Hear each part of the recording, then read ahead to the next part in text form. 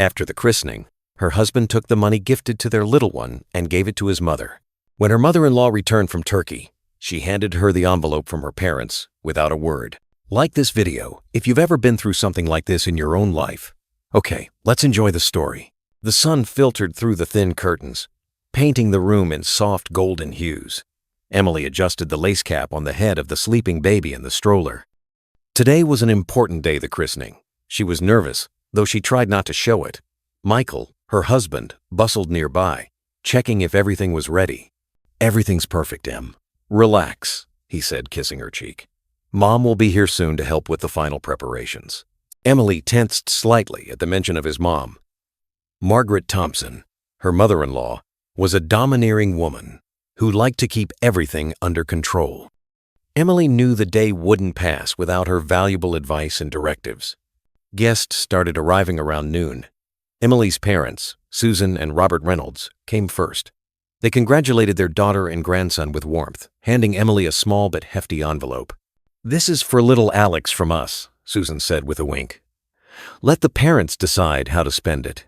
Emily smiled gratefully, knowing her parents always supported her without interfering directly in her life. She placed the envelope on the dresser in the living room, next to the other gifts. After the christening at the church, where little Alex behaved surprisingly calmly, everyone returned to Emily and Michael's apartment. The table groaned under the weight of treats prepared by Emily and partly brought by the guests.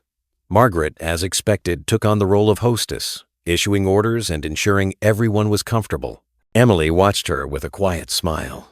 She had grown used to her ways. She stayed in the background, tending to the baby and chatting with guests.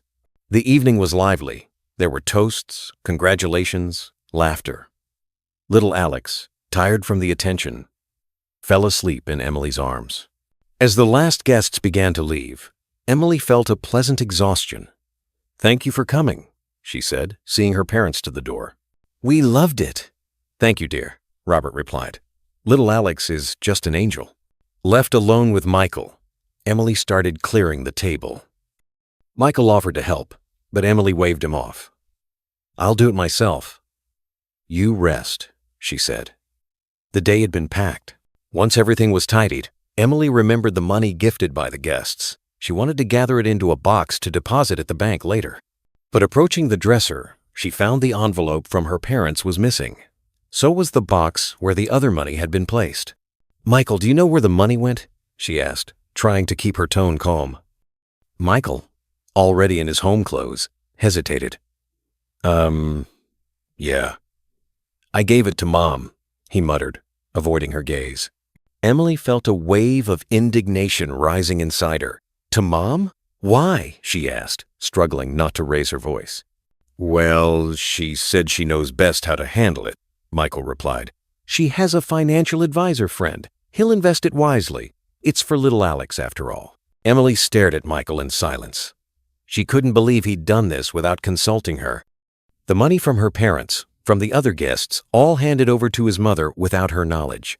"Michael, that's our money," she finally said, barely containing her anger. "We should decide how to spend it." "My parents specifically said it was for us to decide." Michael lowered his head. "I know, Em, but Mom was so convincing," he mumbled. "She wants what's best, and she promised to keep it under control and report back to us." Emily smirked. She knew what under control meant in Margaret's world. It meant total dominance over the finances and possibly over little Alex's entire life. "You didn't even ask me," she said, feeling a lump in her throat. "You just took it and gave all the money to your mom, as if I don't exist, as if my opinion means nothing." Michael approached and tried to hug her, but Emily pulled away. "Don't touch me," she said quietly. Michael looked at her guiltily. "Em, I'm sorry. I didn't mean to hurt you," he said. "I thought I was doing the right thing. Mom's always helped us. She's experienced." "Experienced in what? Controlling our lives?" Emily snapped. Michael fell silent. He knew his mother loved meddling in everything, believing she knew best, and unfortunately, he too often gave in to her. Emily turned and went to the bedroom. She felt drained and humiliated. This wasn't just about the money. It was about respect, trust, equality in their family. Once again, Michael had put his mother above her, ignoring her feelings and opinions. She lay down on the bed without undressing. Tears streamed down her cheeks. She didn't know what to do. She loved Michael, but she couldn't endure his mother's constant interference anymore. She felt like she was losing herself in this battle for independence. Michael came into the bedroom after a while. He sat on the edge of the bed and softly called her name, Em. Emily didn't respond. She lay facing the wall, trying not to cry. "I get that you're angry," Michael said. "I was wrong. I should have talked to you. Forgive me." Emily stayed silent. "I'll talk to Mom," Michael continued. "I'll tell her we'll handle little Alex's money ourselves. I'll explain everything." Emily didn't believe him. She knew how hard it was for him to stand up to his mother. Margaret always found a way to get what she wanted. "I don't know, Michael," she said without turning. "I just don't know." Michael sighed. He realized an apology alone wouldn't cut it. He had to prove to Emily that he was on her side, ready to protect their family from his mother's influence. He got up from the bed and left the bedroom. Emily remained lying in the dark, feeling lonely and betrayed. She didn't know if she could ever forgive Michael for this. She didn't know what the future held. But one thing she knew for sure, she wouldn't stay silent anymore. She had to find the strength to fight for her independence, her family, her happiness. Several days passed. A thick silence hung in the apartment, dense like jelly. Before, the quiet had been cozy, filled with whispers of shared secrets and the gentle breathing of sleeping little Alex. Now, it pressed down, ringing in the ears, turning into unspoken accusations. Emily tried to act as before, but every movement, every glance at Michael was laced with detachment. She cooked his favorite stew, ironed his shirts, but did it mechanically, like fulfilling a duty rather than expressing love. Michael felt this chill. He tried to talk, to hug her, but Emily evaded gently yet firmly. She didn't throw tantrums, didn't shout or cry, just withdrew, as if an invisible wall had grown between them. He saw the unspoken question in her eyes. "How could you?" And that question hurt more than any reproach. The nights became especially hard. Before, they fell asleep in each other's arms, feeling one another's warmth. Now Emily turned to the wall, pretending to sleep, though sleep eluded her for hours. She lay staring into the darkness, replaying the events of recent days. The joyful christening, tainted by Michael's actions. The money, given from the heart for their family, now in Margaret's hands. Emily wasn't materialistic. It wasn't about the money, it was the principle. Michael hadn't consulted her, hadn't discussed it. He just presented it as a done deal, handing their shared right to decide over to his mother. It was as if he didn't see her as an equal partner, just an appendage to his life, a shadow without a voice. She recalled her mother's words from long ago. In marriage, it's important to negotiate, find compromises. You can't dissolve into another person and lose yourself. Back then, those words seemed abstract. Now they took on real meaning. She felt herself gradually dissolving into Michael, into his family, losing her individuality, and that scared her most of all. Emily's parents, sensitive and perceptive, noticed the change in her mood right away. They visited their grandson often, trying not to interfere in the young couple's life, but always ready to support. They saw her dulled gaze, her forced smile, and knew something was wrong. One day, staying with her in the kitchen after putting little Alex down, Susan cautiously asked, "Sweetie, is everything okay? You seem off." Emily sighed, looking away. She didn't want to talk about her problems, didn't want to complain. It felt like her personal battle, one she had to handle alone. "Everything's fine, Mom. I'm just tired," she replied, trying to sound casual. Susan looked at her daughter closely. She knew her too well to buy the lie. "Em, I can see something happened. Don't bottle it up. Tell me. It might help." Emily hesitated. She really wanted to pour it out, share her pain, but she feared it would spark unnecessary conflicts. "Mom, really, it's okay. Just a bit worn out after the christening." Susan didn't push. She understood Emily needed to be ready for the talk. Instead, she pulled a small envelope from her bag and handed it to her daughter. "This is for you and Michael from us. We wanted to buy something for little Alex, but figured you'd know best." Emily took the envelope. It was sturdy, with an embossed angel design. She felt a lump in her throat. Her parents always supported her, without meddling or advising, but always there, ready to help. "Thanks, Mom," she whispered, holding back tears. "You're welcome, sweetie. Just know we're always here." Susan hugged her daughter. Emily buried her face in her shoulder, feeling the warmth and support. It eased her a little. After her parents left, Emily sat in the kitchen for a long time, holding the envelope. She felt cornered, voiceless, but she also knew she had to take action to change things. She couldn't stay silent anymore, couldn't let others dictate her life. She opened the envelope and took out the money. There were large bills, tied with a ribbon. Next to them was a small card with a sleeping baby image. On the back, in her father's neat handwriting, "May this money bring joy to your son." Emily read the note carefully. Suddenly, a plan formed in her mind. She wouldn't cause scenes, wouldn't shout or cry. She'd handle it differently. She set the money aside and grabbed a sheet of paper and a pen. For a few minutes, she sat thinking over every word, then began writing. Her hand steadily formed letters into sentences. There were no accusations, no offenses, just firm resolve. Finishing the letter, she folded it into an envelope and sealed it. On the front, she wrote one name, Margaret Thompson. She set the envelope aside and looked at sleeping little Alex. His face was peaceful and serene. She felt a new strength budding in her heart. She'd do everything to protect him from outside influence, to let him grow free and happy. Margaret returned from Turkey like a bright, noisy whirlwind bursting into the quiet haven of Emily and Michael's apartment. Rested, tanned, with a suitcase full of souvenirs and stories. She seemed to radiate energy, though not everyone welcomed it. Magnets with views of Antalya, Turkish delight in colorful boxes, keychains with evil eyes, all generously distributed to the household, accompanied by loud laughter and tales of incredible adventures on the Turkish coast. "Oh, Emily, you look completely worn out with that little one," Margaret exclaimed, eyeing her daughter-in-law appraisingly. "Don't worry, I'm here now to help. Just listen to me. I have experience." Emily only smiled faintly in response. Inside, she shrank, feeling the familiar tension grip her. After her mother-in-law's return, a thick atmosphere of anticipation hung in the air. Anticipation of advice, criticism, orders, all that had weighed on Emily for weeks. Michael seemed glad about his mom's arrival.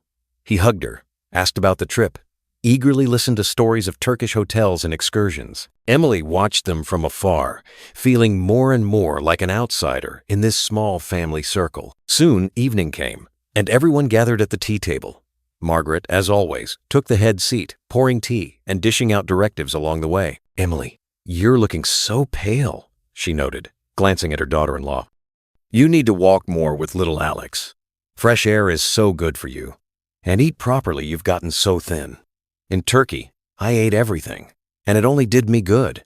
Emily stayed silent, stirring sugar in her cup. She wanted to retort, to say she knew perfectly well how to care for her child, that she didn't need constant advice and orders. But she held back. She remembered her decision, not to argue, but to act. "Michael, why are you so quiet?" Margaret turned to her son. "Do you even watch over your wife? She's not taking care of herself. You need to make her eat." Michael looked guiltily at Emily, then at his mother. He didn't know what to say. He felt the tension in the air but didn't know how to diffuse it. Margaret kept giving advice, shifting from nutrition to upbringing, from upbringing to housekeeping. She explained how to swaddle the baby properly, how often to bathe him, what toys to buy. Emily listened in silence, her face impassive. "Anyway, I've been thinking," Margaret suddenly said, sipping her tea. "Maybe you should hire a nanny? You're exhausted, Emily. I can find a good woman. I have connections." At that moment, Emily rose from the table. Everyone fell silent, staring at her in surprise. She left the room and returned a few minutes later, holding a white envelope. It was the very one her parents had given after little Alex's christening. Emily approached the table and silently placed the envelope in front of Margaret. Then she looked her straight in the eyes and quietly said, "This is from my parents. They gave it to little Alex, but I think you know what to do with it." Silence fell over the room. Michael stared at Emily in confusion, not understanding what was happening. Margaret seemed speechless. She looked at the envelope as if it were a bomb about to explode.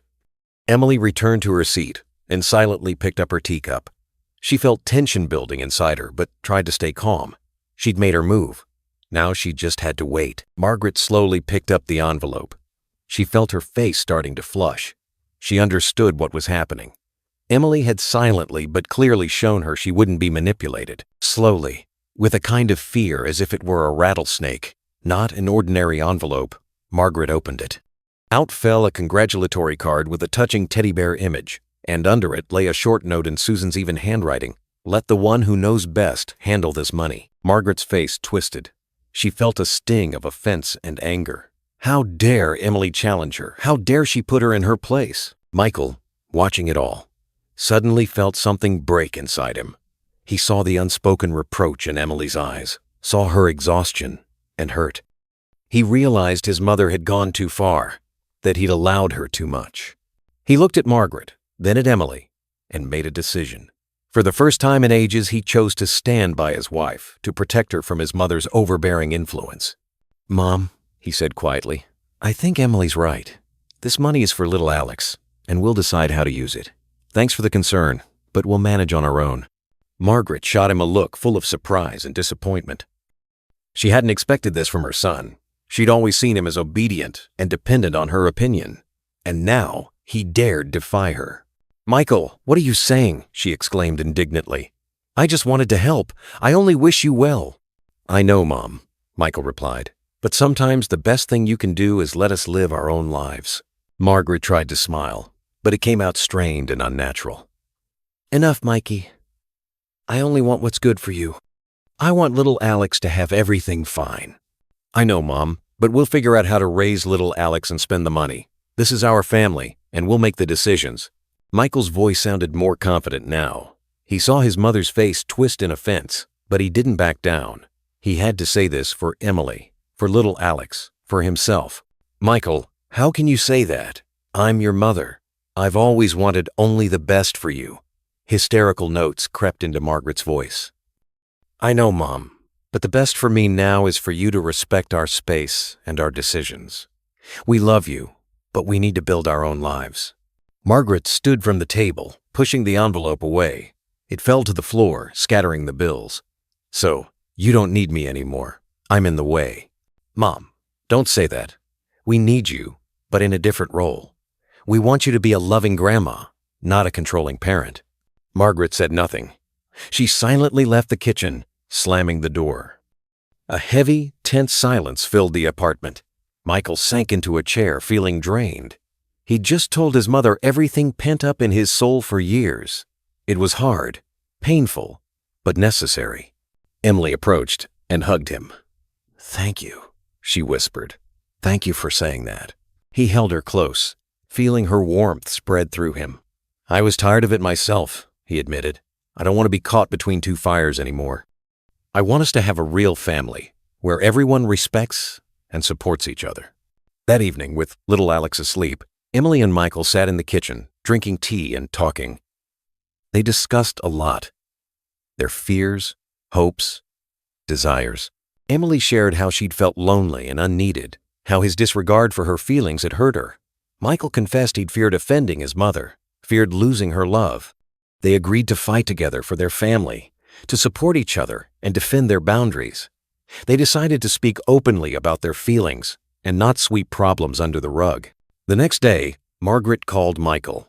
Her voice sounded conciliatory. She said she'd thought over his words and realized she was wrong. She promised to try being more delicate and respect their decisions. Michael listened without interrupting. He felt relief, but didn't let his guard down. He knew changes don't happen overnight, and they'd have more work ahead on their relationships. A few weeks later, Emily noticed Margaret had truly changed. She stopped giving unsolicited advice and criticizing Emily. She started playing more with little Alex and telling him stories. She even began asking Emily's opinion on raising her grandson. Emily was pleasantly surprised. She saw Margaret was trying and appreciated it. She too tried to be more tolerant and kind to her mother-in-law.